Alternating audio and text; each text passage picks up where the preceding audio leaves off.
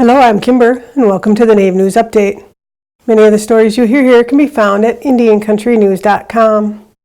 And here's the news for the day from the Associated Press and other Native news sources.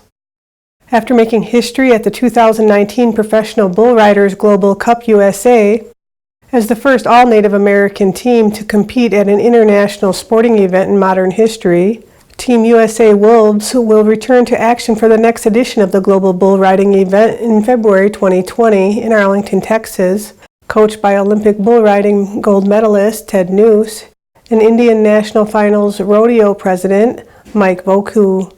At the 2020 WinStar World Casino and Resort PBR Gold Cup USA, presented by Monster Energy, Nuce and Voku will lead a smaller contingent of riders, 6 cowboys and an alternate.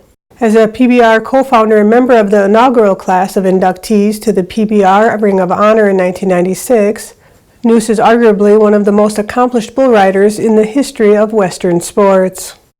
A member of the Lakota Sioux, Voku will return as the Team USA Wolves assistant coach after helping to lead the contingent to a third-place finish in 2019.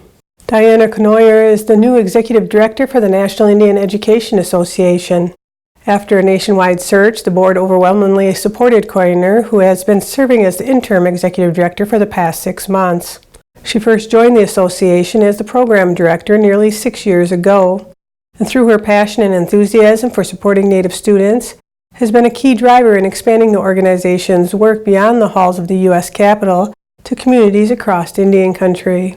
As program director, she helped shape broader teacher hiring initiatives, created more opportunities for visits to tribal communities, acquiring millions in grant funding for the National Indian Education Association, testified before the U.S. Congress in support of Native education, and inspired professional trust and collaboration among staff, colleagues, organizations, and Native nations across the country.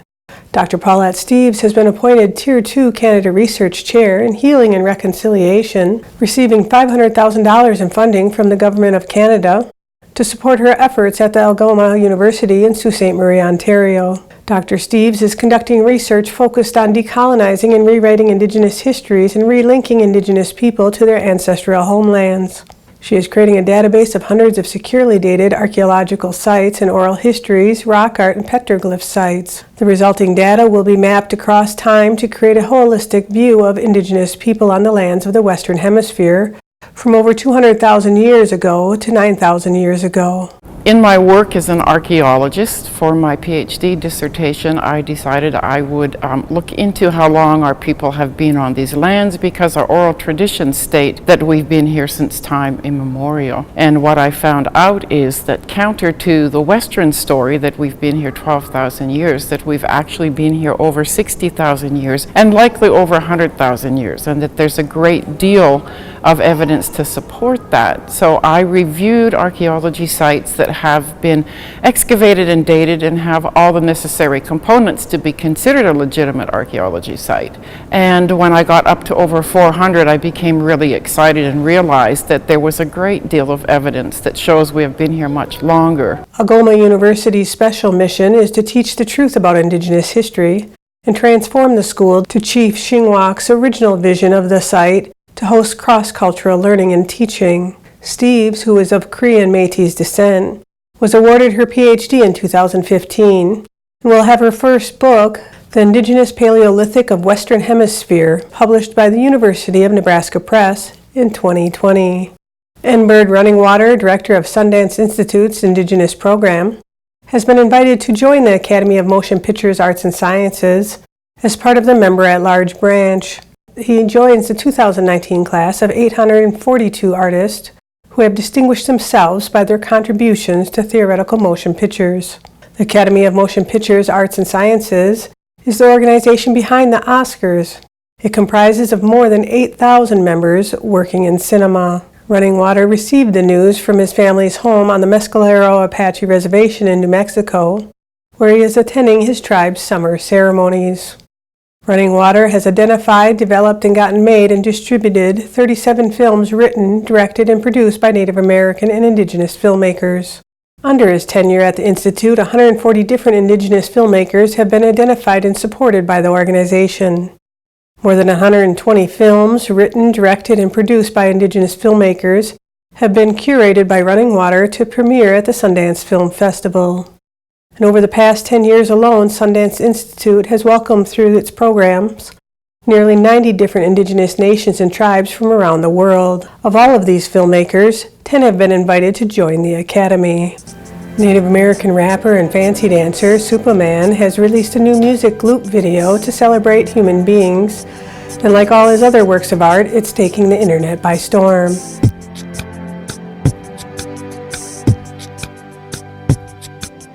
Just look at us. Everything is backwards. Everything is upside down. Doctors destroy health. Lawyers destroy justice. Universities destroy knowledge. Governments destroy freedom. The major media destroys information. And religions destroy spirituality. Billy Ill's in the place to be, and I got what it takes to rock the mic right. Yo, half the world starving, the others trying to lose weight, judging each other on who's great, yo, and who's fake. I choose faith and elevate through all my lucid dreaming, and wake up and celebrate all the human beings. My mom said it's a blessing when they try to stop you. This is that rhyming up your third eye, you line your chakras. Spark this to the darkness, what I teach is dangerous. In other news, Montana storytelling series Under the Big Sky, who featured Supaman in Episode 5, recently won 3 Emmy Awards from the National Academy of Television Arts and Sciences Northwest Chapter at the Emmy Gala in Seattle, Washington on June 8th. Under the Big Sky premiered on Montana CBS stations in February 2017 and features stories with dynamic people and organizations across Montana. Episode 5 of the series featured Eugene's Pizza, a small-town pizza shop on the High Line, Yellowstone grass-fed beef, an innovative ranching operation near Tudot, and Supaman, a Native American hip-hop artist in Billings, Montana. I felt I had to say something because people were listening to me.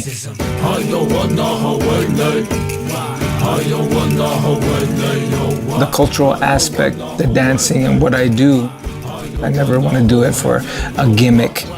When I wear my regalia, it's not just fashion. It has a deep meaning.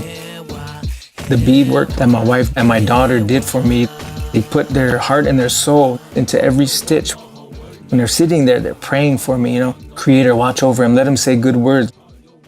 Wherever I go and I wear my outfit, I take my family with me. My wife is with me, my kids are with me, my ancestors, they're with me.